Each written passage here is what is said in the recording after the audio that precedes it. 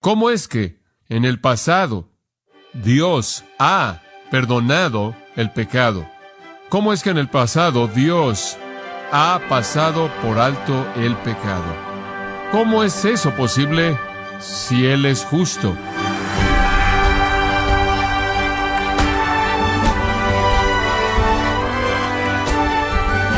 Qué gusto que nos acompañen, gracias a vosotros, con el pastor John MacArthur. Todos estamos de acuerdo en que un juez justo no es aquel que deja libre al delincuente, sino que por lo contrario es justo al establecer la condena que merecen a los que hacen el mal y protege a los que son inocentes. Pero ¿cómo puede ser Dios justo al perdonar el pecado de aquellos que por fe confiesan a Jesús como Salvador? A continuación, el pastor John MacArthur, en la voz del pastor Luis Contreras, nos enseñará acerca de la doctrina de la justificación por fe y cómo Dios es justo, aún perdonando el pecado, en la serie El Nuevo Testamento de principio a fin, aquí en Gracia a Vosotros. Esta noche vamos a ver Romanos capítulo 3 de nuevo, y siempre estoy bendecido por tener el privilegio de hacer esto. Estoy agradecido por la nueva vida que conocemos en nuestra iglesia, la gente que está siendo bautizada cada domingo, la gente que está llegando a nuestra iglesia constantemente, y me doy cuenta de lo importante y fundamental es esta sección en particular de Romanos, de tal manera que toda persona debe entender la realidad de la doctrina de la salvación en su totalidad y en su riqueza.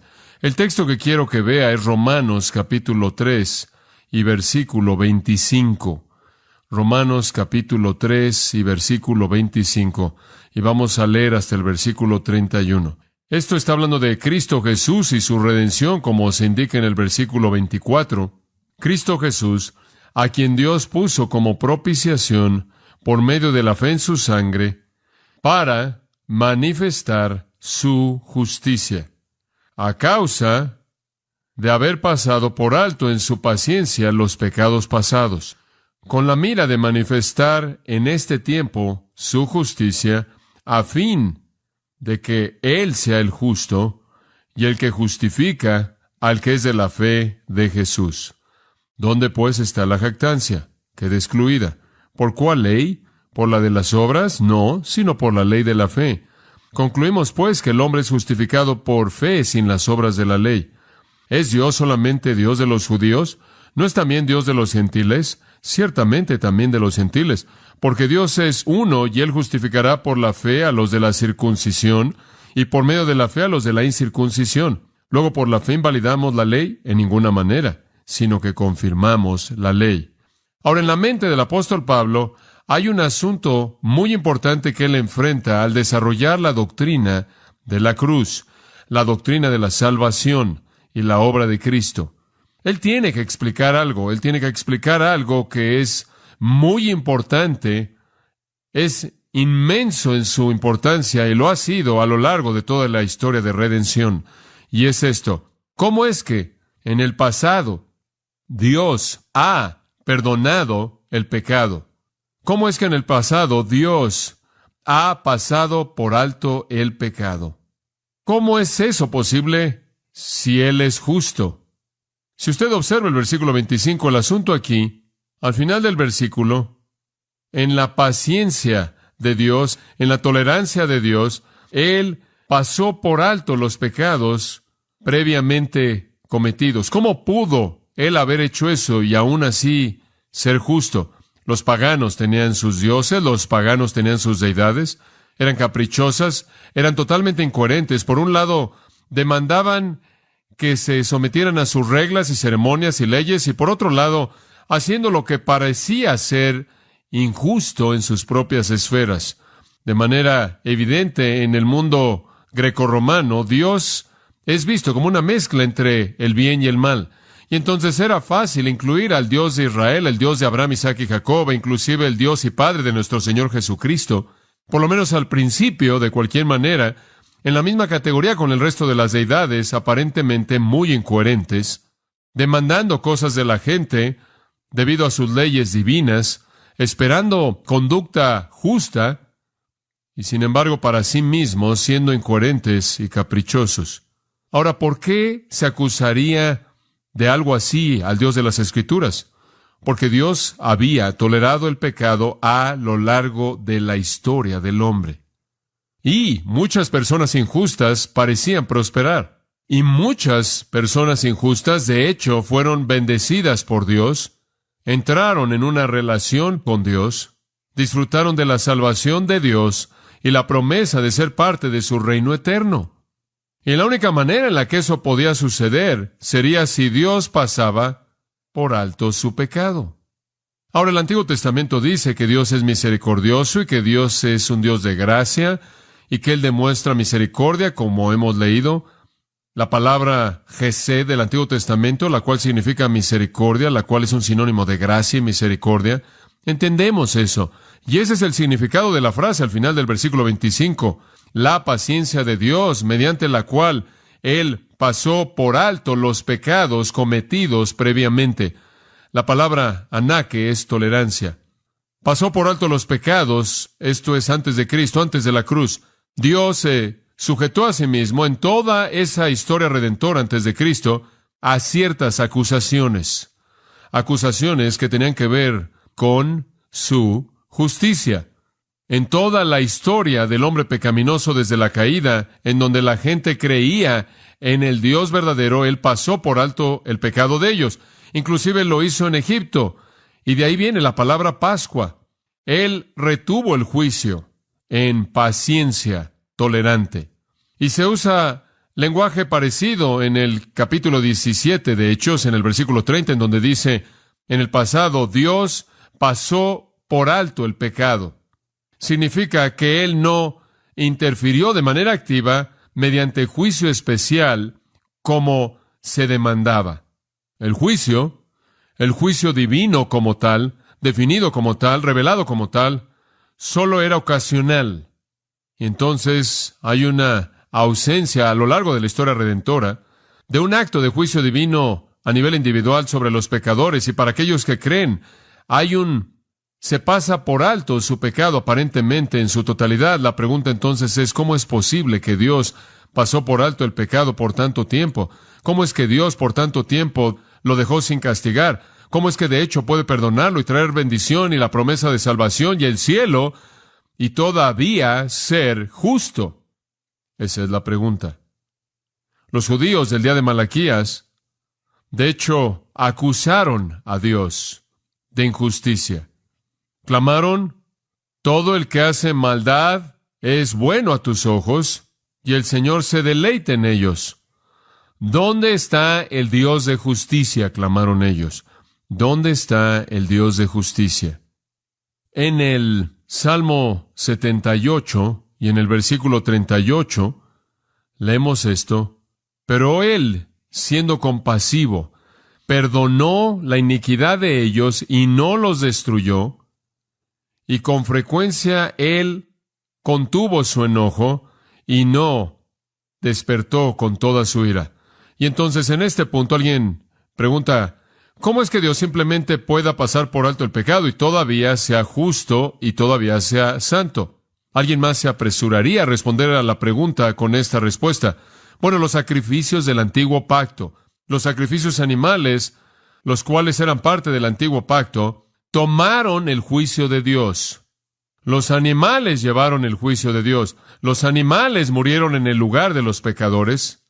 Eso se ha sugerido con mucha frecuencia, no obstante, esa realmente es una respuesta mala. Los animales no podían recibir el juicio de Dios por los hombres, debido a que Hebreos 10:14 lo dice en términos que son claros. Dice con respecto a Jesús, porque por una sola ofrenda Él ha perfeccionado por todo el tiempo a aquellos que son santificados. Eso, en contraste con el versículo 4, es imposible para la sangre de bueyes y cabras quitar el pecado. Nunca hubo un sacrificio que podía quitar el pecado. Nunca hubo un sacrificio o sacrificio animal que podía satisfacer el juicio de Dios. Entonces, si usted ve el Antiguo Testamento y piensa que el sistema sacrificial del Antiguo Testamento, de hecho, quitaba el juicio por el pecado por parte de todos los que creen, entonces usted entiende de manera equivocada ese sistema. Lo único que hacía era retratar el sacrificio, esto es de Cristo, como leí en Hebreos 10:14, que sería la ofrenda que quitaría todo el pecado para todos los que creen, para todo el tiempo. Ahora, cuando usted regresa a Romanos 3 y versículo 25, dice, Dios puso como propiciación, esa es una satisfacción. Él es el único sacrificio satisfactorio. Él es el propiciatorio. Él es la cubierta. Él es el que apacigua a Dios. Eso es lo que el verbo propiciar significa, satisfacer, aplacar. Él es el que propicia a Dios, satisface a Dios en su sangre. En ese sentido, y esto es de lo que quiero hablar en esta noche, Cristo murió para Dios. Cristo murió para Dios. La mayoría de la gente piensa en la salvación como Cristo muriendo para nosotros, y claro que hay un sentido en el que eso es absolutamente verdad y completamente verdad, y no es algo falso, pero no es el retrato completo. La única manera en la que Cristo podía morir para nosotros sería que muriera de manera satisfactoria para Dios. Cristo entonces murió en primer lugar para satisfacer a Dios, y una vez que Dios quedó satisfecho, entonces su muerte podía ser aplicada a nosotros. Entonces Dios presentó a Cristo públicamente como un sacrificio, una propiciación, una satisfacción para sí mismo, porque Él tenía que demostrar su justicia que hasta ese entonces no se había demostrado.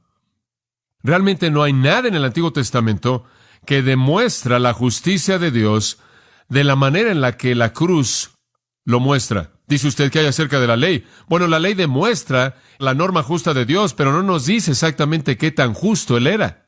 Esa es la razón por la que en Romanos 10 dice que los judíos, no entendiendo, ignorando la justicia de Dios, establecieron su propia justicia.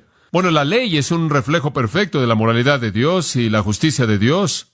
Lo que la ley no hace es mostrarle qué tan absolutamente recto es Él al demostrar que la única manera en la que Él puede perdonar a alguien es cuando hay un sacrificio satisfactorio, porque en el Antiguo Testamento no hay un sacrificio satisfactorio. Esa es la razón por la que los sacrificios se hacían cada mañana y diariamente durante milenios.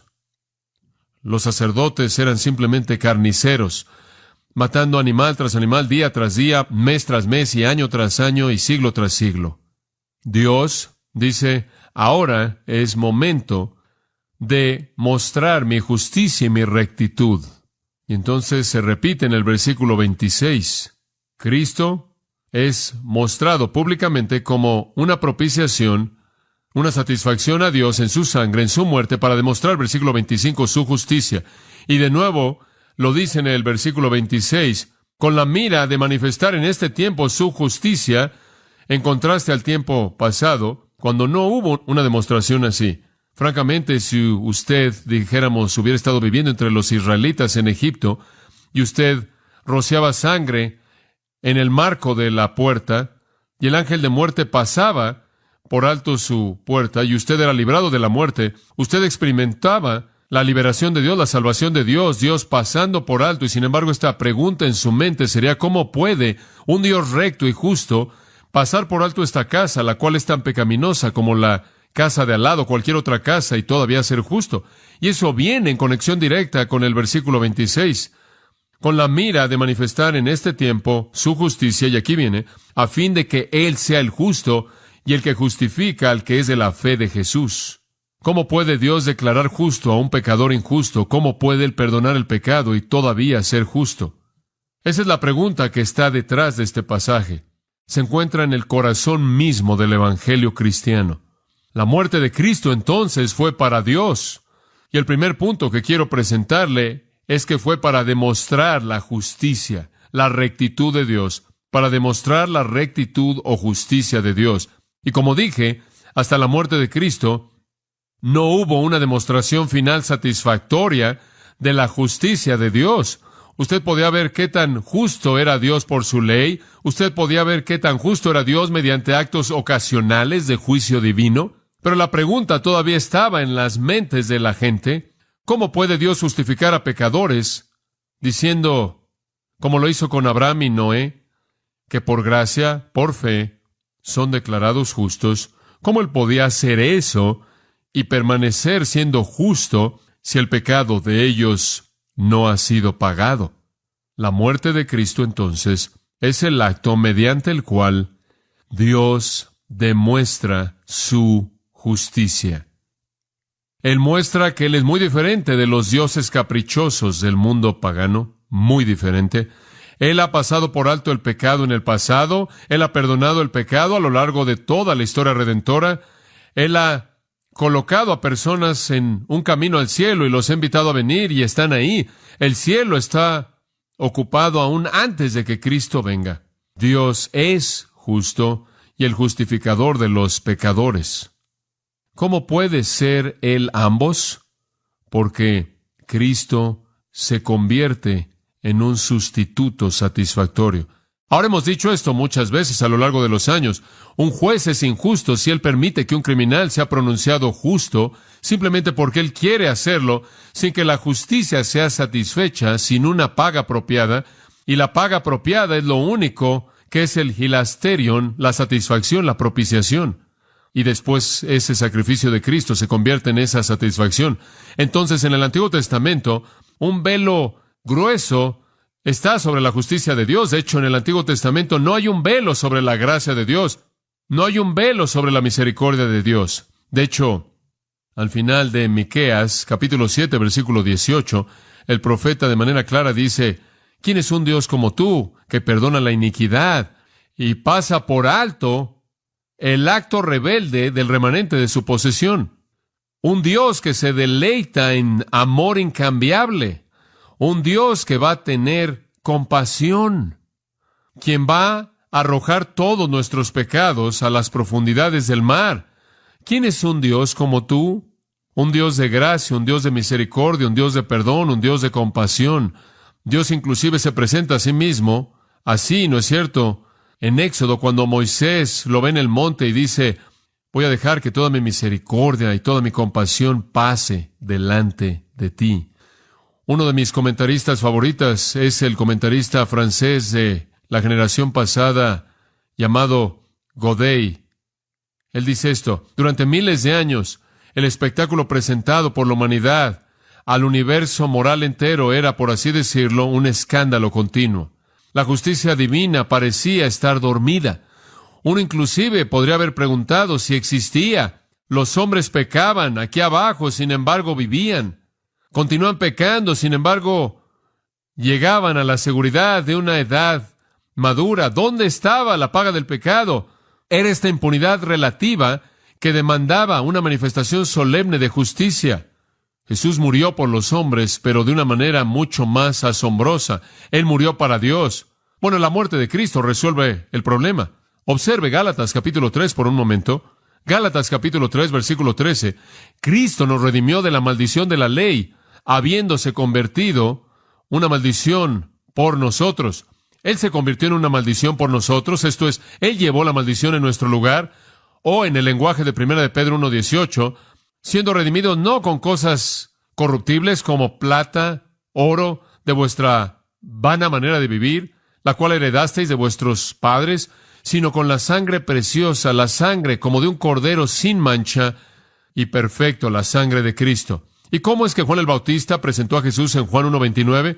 He aquí el Cordero de Dios que quita el pecado del mundo. Esa es la razón por la que el escritor de Hebreos dice en el 10:14, como leí hace un momento: mediante una sola ofrenda Él perfeccionó para siempre a los que son santificados. Y después del sacrificio de Cristo, el sacerdocio llegó a su fin. Todos los sacrificios llegaron a su fin, porque ya no había nada que quedaba que apuntar hacia adelante, porque el sacrificio final había sido presentado. El velo del templo fue rasgado de arriba hacia abajo y Dios fue satisfecho. Entonces Pablo explica las cosas. Cristo murió para Dios en el sentido de que Él murió para hacer público, para hacer abierto, para demostrar, usa esa palabra un par de veces, su justicia en el tiempo presente y para mostrar que Él puede ser justo. Misma palabra como justo, dikaios, y Él puede ser el justificador de pecadores que creen en Jesucristo. Zacarías dijo esto acerca de Dios en Zacarías 9:9, dijo de Dios: Él es justo y lleno de salvación. Él es tanto justo como el perdonador de pecados. Entonces la cruz es una obra de Dios que se remonta en su aplicación. Es la obra de Jesucristo en la cruz, lo que es la satisfacción que Dios demandó para los pecados de toda persona que creyó en Él a partir de Adán y en adelante. Y cuando en Hebreos 1:3 dice que Él hizo una purificación por los pecados, eran todos los pecados del pasado, como también todos los pecados del futuro, todos aquellos que habían sido cometidos, todos aquellos que están siendo cometidos y todos aquellos que serán cometidos por todos los que creen en Cristo. Él, por lo tanto, es el Cordero, dicen las Escrituras, inmolado desde antes de la fundación del mundo. Y entonces la justicia y la misericordia se encuentran en la cruz, como el Salmo 85:10 dice. La misericordia y la verdad se han encontrado, la justicia y la paz se han besado la una a la otra. Y esto nos lleva, claro, a ese versículo que citamos con tanta frecuencia, 2 Corintios 5:21. Cristo, al que no conoció pecado, por nosotros le hizo pecado para que fuésemos hechos justicia de Dios en Él. Dios es salvado de la condenación por su propio estándar de justicia al demandar el requisito justo por el pecado en un sustituto, esto es Cristo.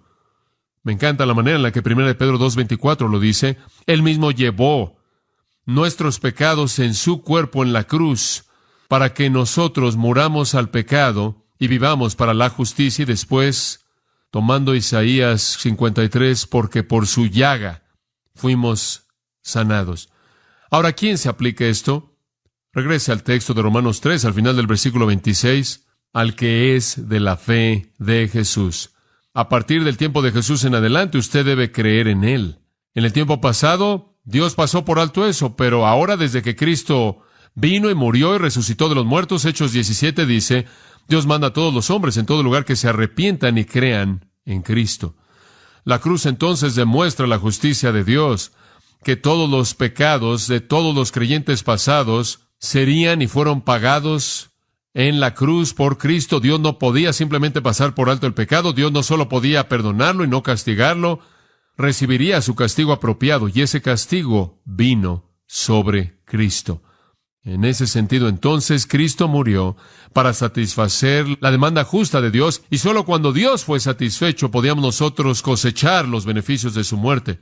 Nunca hubo ningún beneficio espiritual de la muerte de ningún animal. De hecho, yo creo que fue el hecho de que era algo continuo eso, la frustración de eso, que causó que la gente tuviera un deseo tan fuerte para que hubiera un sacrificio final que vino solo en Cristo. La cruz entonces es para Dios, es para la gloria de Dios, porque revela la justicia de Dios. En segundo lugar, la justicia también exalta la gracia de Dios, exalta la gracia de Dios. Si la salvación es un regalo gratuito por parte de Dios por gracia, si es dado a aquel que tiene fe, y si es dado por parte de Dios, quien ha quedado satisfecho por el sacrificio de Cristo, el versículo 27, entonces pregunta, ¿dónde pues está la jactancia? Queda excluida. ¿Por cuál ley? ¿O por qué medio? ¿Por qué método? ¿Por la de las obras? No, sino por un método medio de la ley, de la fe. Concluimos, pues, que el hombre es justificado, declarado justo, por fe sin las obras de la ley. Pablo simplemente está añadiendo el hecho de que la cruz es una obra de Cristo para Dios, que le trae a Dios gloria al demostrar la justicia de Dios, y también presenta de manera clara que la salvación es puramente por gracia, es una obra que Dios ha llevado a cabo en Cristo, que no podemos ganarnos, sino únicamente recibir. No hay lugar, por lo tanto, para la felicitación personal. Solo Dios puede hacer una provisión así. Solo Dios puede determinar los términos. Él es el ofendido. Él ha sido el objeto de pecado. Él es el justo y el santo que ha sido atacado por nuestros pecados. Solo Él puede determinar la satisfacción que Él demanda. Y se remonta al Antiguo Testamento, que lo único que va a satisfacer a Dios es sangre, y la sangre de un sacrificio perfecto, esto es Cristo. Es un regalo de su gracia. Es dado a aquellos que no hacen nada más que recibirlo por la fe. Y entonces Pablo pregunta en el versículo 27, ¿dónde pues está la jactancia? No está en ningún lugar, está excluida, no hay nada por lo que nosotros podamos jactarnos, porque por gracia sois salvos por medio de la fe, Efesios 2, 8 y 9. Y esto no de vosotros, es don o regalo de Dios, no por obras, para que nadie se gloríe. No hay nada de qué gloriarse, porque opera en un principio. ¿Qué tipo de principio? ¿Qué tipo de medio? ¿En base a qué método opera la salvación? ¿Obras? No. sino un principio, un método, un medio de fe. ¿Acaso la salvación por obras elimina la jactancia? No. Si usted hiciera algo por ganarse su salvación, si usted hiciera algo por ganarse su salvación, entonces usted tendría un derecho de jactarse. Este es un concepto amplio. Debido a que la salvación está diseñada para glorificar a Dios, debido a que la salvación está diseñada para traer honra a Dios, alabanza a Dios, adoración a Dios, Dios, por lo tanto, la ha diseñado de tal manera como para excluir la jactancia. En 1 Corintios capítulo 1, leemos acerca de la predicación de la locura de la cruz. Para los judíos es tropezadero, versículo 23, y para los gentiles, locura. En esa base, ni los judíos ni los gentiles creerían. Los gentiles veían la historia entera de la cruz como locura. Los judíos veían la historia de la cruz como algo escandaloso, blasfemo. Entonces, realmente está más allá de su capacidad de aceptar. Por lo tanto, la única manera en la que la gente podía ser salva sería si Dios interviniera por su gracia soberana, y entonces Dios ha escogido las cosas necias del mundo, Dios ha escogido las cosas débiles del mundo, Dios ha escogido las cosas bajas del mundo, Dios ha escogido las cosas que no son, para que, versículo 29, nadie se jacte delante de Dios.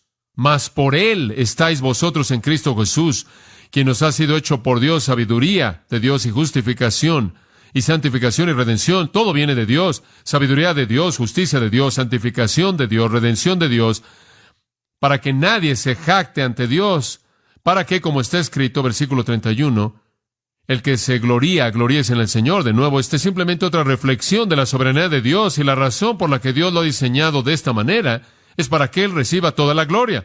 Salmo 115:1. No a nosotros, oh Jehová, no a nosotros, sino a tu nombre da gloria, por tu misericordia, por tu verdad. Todo se resuelve en la gloria de Dios.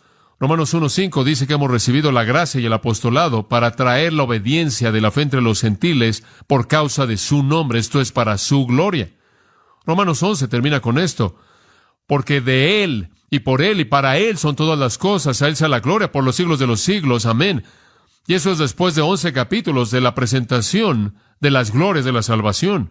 Es la doxología que responde a la sección entera de la salvación. Fue David Brainerd, ese gran misionero a los indios estadounidenses, quien murió sin llegar a los 30, quien dijo: no me voy al cielo para ser promovido, sino para darle gloria a Dios.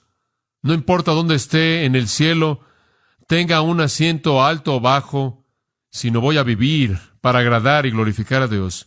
Mi cielo es agradar a Dios, mi cielo es glorificarlo a Él y estar totalmente enfocado, entregado a su gloria. El propósito eterno entonces de la salvación es hacernos capaces de glorificar a Dios para siempre.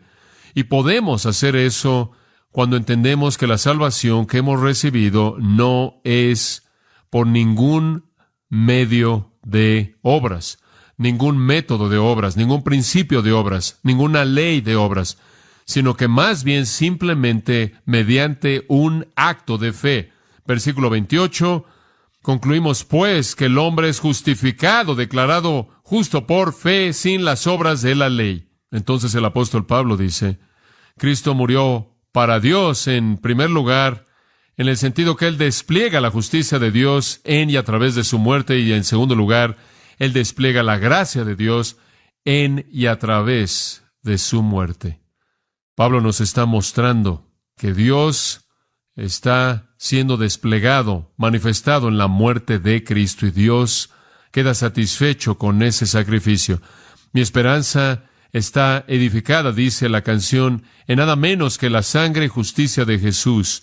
No me atrevo a confiar en la base más dulce, lo mejor de los humanos, sino apoyarme de manera total en el nombre de Jesús. ¿Qué tipo de fe demanda? ¿Qué tipo de fe es la fe salvadora? Ese ha sido un aspecto importante del ministerio a lo largo de los siglos, realmente el distinguir la fe salvadora y diferenciarla de la fe no salvadora. De hecho, todavía es una pregunta muy importante en la actualidad. He predicado acerca de esto, he escrito acerca de esto, y no estoy solo. Ha sido un tema de todos los ministros fieles a lo largo de todos los siglos. Es esencial que nos examinemos a nosotros mismos, 2 Corintios 13:5, para ver si tenemos la fe, que verdaderamente es la fe en Jesús, a la que se hace referencia al final del versículo 26. ¿Qué es la fe salvadora? ¿Cómo sabe que usted tiene la fe real? Bueno, permítame darle algunas cosas que ni la prueban ni la reprueban. Número uno, la moralidad visible. La moralidad visible no necesariamente prueba que uno tiene fe salvadora. Muchos de los fariseos tenían moralidad visible. Por fuera se veían muy morales. Jesús inclusive dijo, ustedes están pintados de blanco. Se ven blancos por fuera. La moralidad visible puede ser la manifestación de un creyente, pero de nuevo, hay moralidad superficial. Sabemos como también en cualquier persona. Hay hipócritas por todos lados. Se siembra cizaña entre el trigo. No necesariamente la verdadera santidad es moralidad externa. En segundo lugar, el conocimiento intelectual. Eso no prueba tampoco la fe verdadera. Los demonios tienen una teología absolutamente precisa. Ellos lo entienden.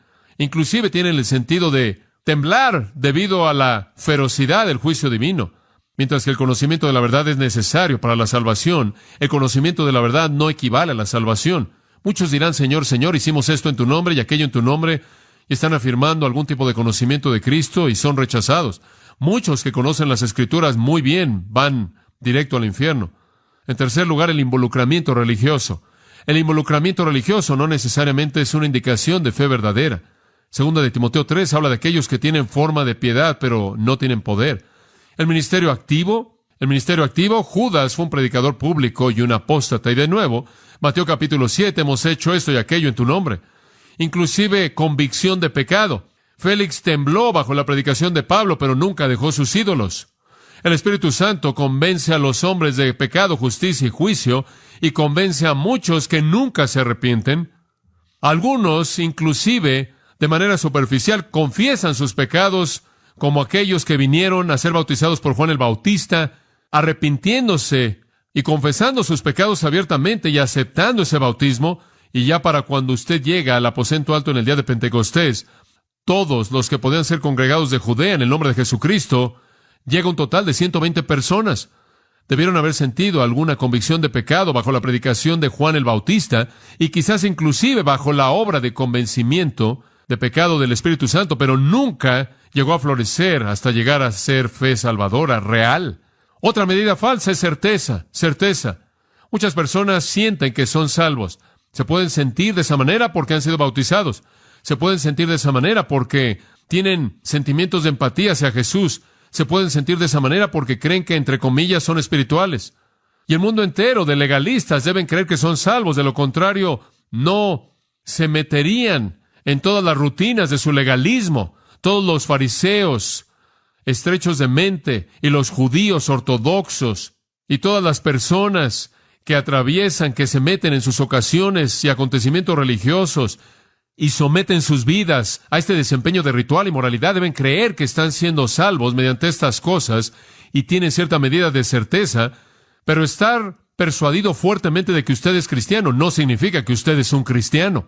Hay personas, supongo, que están más convencidas por su supuesta bondad de que son cristianos que cualquier otra cosa.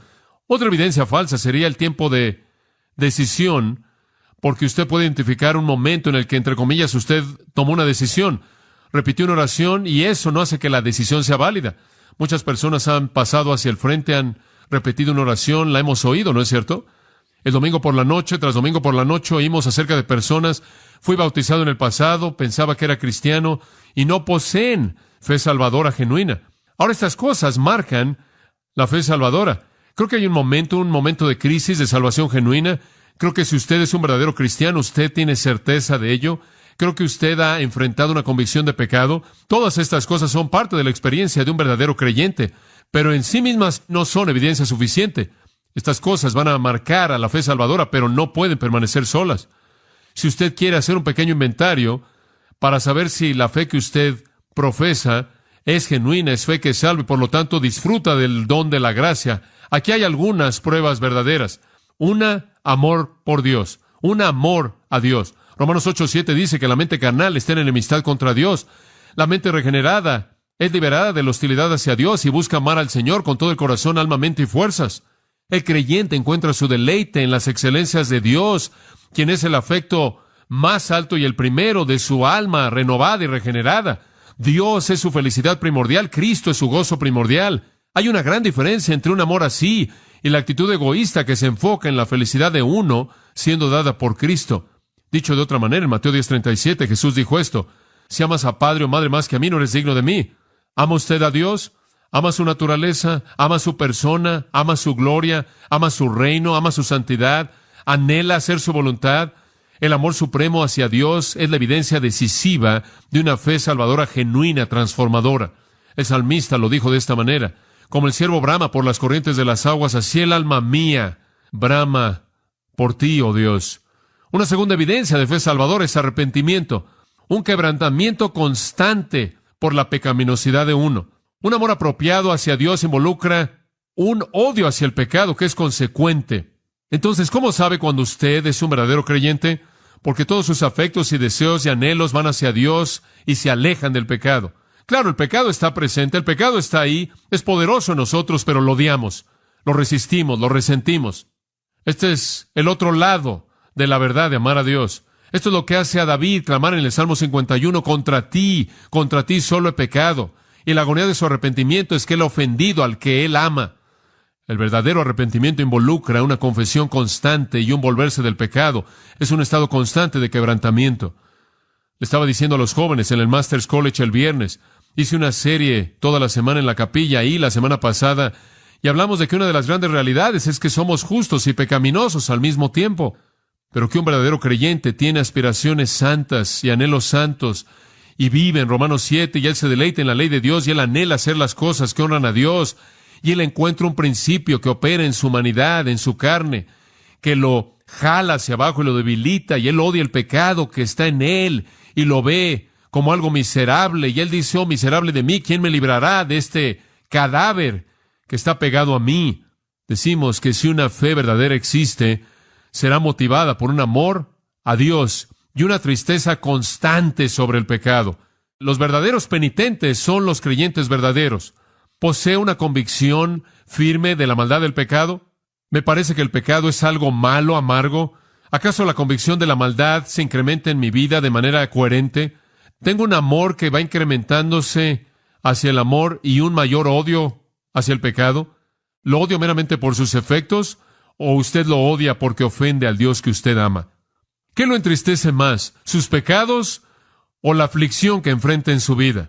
¿Qué lo molesta más, sus pecados o que las cosas no salen como usted quiere que salgan en su vida? ¿Qué sacrificios está dispuesto a hacer usted para ser librado de sus pecados?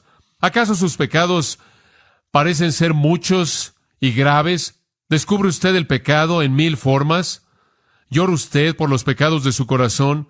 ¿Lucha usted contra la ignorancia que está en usted, las tendencias de justificarse a sí mismo en su carne, el rechazo del hecho de que el pecado es tan engañoso que si usted no ve con profundidad y honestidad en su corazón, usted va a pensar que usted es mejor de lo que es? ¿Llora por sus pensamientos vanos y sus afectos carnales? ¿Le entristece en su corazón que ha pecado contra Dios? Porque cuando Dios toca un corazón, Él quebranta ese corazón. Él derrama en él el Espíritu de gracia. No hay unos cuantos suspiros pasajeros contra el pecado. Hay un dolor que rasga el corazón por la tristeza contra el pecado que nunca se va y solo crece y se hace más y más fuerte. Entonces, ¿cómo sabe que su fe es real? Su amor a Dios, su odio hacia el pecado y, en tercer lugar, humildad genuina. Humildad genuina. En donde hay fe salvadora verdadera, hay una actitud de bienaventuranza. Junto con el quebrantamiento y el lloro por su pecado, hay mansedumbre. Mansedumbre. Jesús dijo: si alguno quiere venir en pos de mí, niéguese a sí mismo, tome su cruz y sígame. El Señor recibe al que tiene el espíritu quebrantado y contrito. Él rechaza al orgulloso, Santiago dice, y le da gracia a los humildes. Todos necesitamos ser como el hijo pródigo en Lucas 15, versículo 21, quien regresó y dijo: no soy digno de ser llamado tu hijo. Hay una humildad real, hay un quebrantamiento real. Está el tipo de humildad que menosprecia el inclusive ofender al Señor, el llegar a menospreciar su nombre. En cuarto lugar, el tipo de fe que salva, el tipo de fe que es la fe que Dios da, está entregada, enfocada a la gloria de Dios, busca la gloria de Dios en todo. La fe salvadora verdadera se refleja a sí misma en una vida que está enfocada en traer honra a Dios en toda manera posible, en vivir para su gloria. Y podemos decir que esa bendición al final de Romanos 11 le damos toda la gloria a Él. Podemos decirlo en la manera en la que se repite una y otra vez en el Nuevo Testamento. Filipenses capítulo 1, Filipenses capítulo 3, Efesios capítulo 3, toda la gloria para Él, toda la gloria para Él. Este es el otro lado de la humildad. El odio del pecado es el otro lado de amar a Dios, y la devoción a la gloria de Dios es el otro lado de ser humilde. El amor abnegado sería otra manera de decirlo. Si usted está escribiendo una lista, la gente que tiene una fe salvadora manifiesta esa fe salvadora en amor hacia otros, separación del mundo. Esa sería otra evidencia. 1 Corintios 2:12. Pero nosotros no hemos recibido el espíritu del mundo, sino el espíritu que es de Dios. O en el lenguaje de 1 de Juan 2, si alguno ama al mundo, el amor del Padre no está en él. Y de manera consecuente, si el amor del Padre está en usted, usted no va a amar al mundo.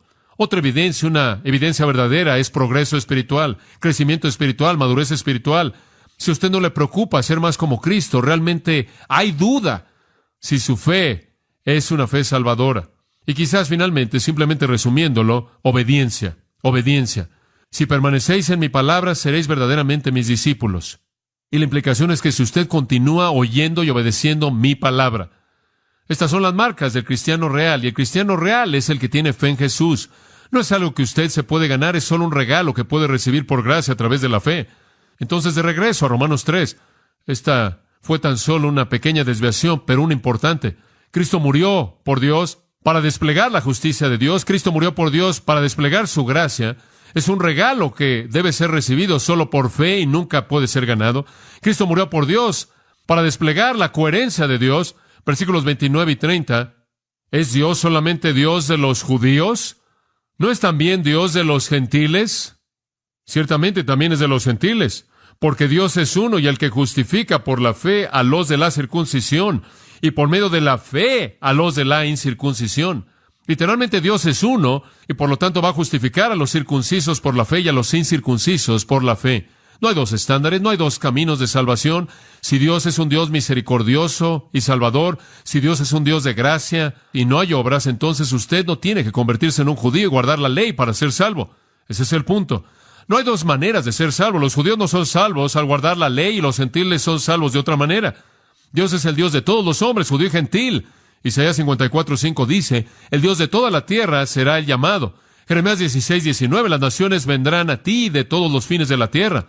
Zacarías 2:11, muchas naciones serán unidas al Señor y serán mi pueblo. Dios es el Dios de toda la gente porque Dios es uno.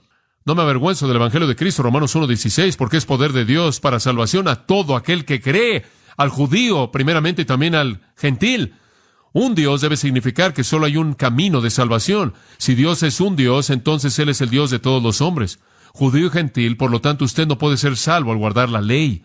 Los judíos pensaban que eran los únicos que podían ser salvos porque tenían la ley, pero Dios más bien va a justificar a los circuncisos por la fe y a los incircuncisos por la fe, porque Dios es uno y por lo tanto tiene un camino de salvación. Hay personas en la actualidad, entre comillas, en el mundo evangélico, que creen que necesitamos ser salvos por la fe en Jesucristo, pero que los judíos son salvos al guardar la ley. Solo hay un Dios, solo hay un camino de salvación. Noé fue salvo porque él halló gracia a los ojos del Señor. Moisés fue salvo porque él halló gracia. Abraham fue salvo por la fe. Fue un regalo de gracia para aquellos que creyeron en Dios, que se arrepintieron de su pecado y creyeron que Dios era un Dios perdonador, y clamaron a Él porque perdonara su pecado, aunque ellos no sabían quién sería el sacrificio en el futuro, quién sería el que satisfacería la justicia de Dios. Lea los seres de la fe en Hebreos 11. Por fe, por fe, por fe, por fe, por fe. ¿Qué es una fe nebulosa? No.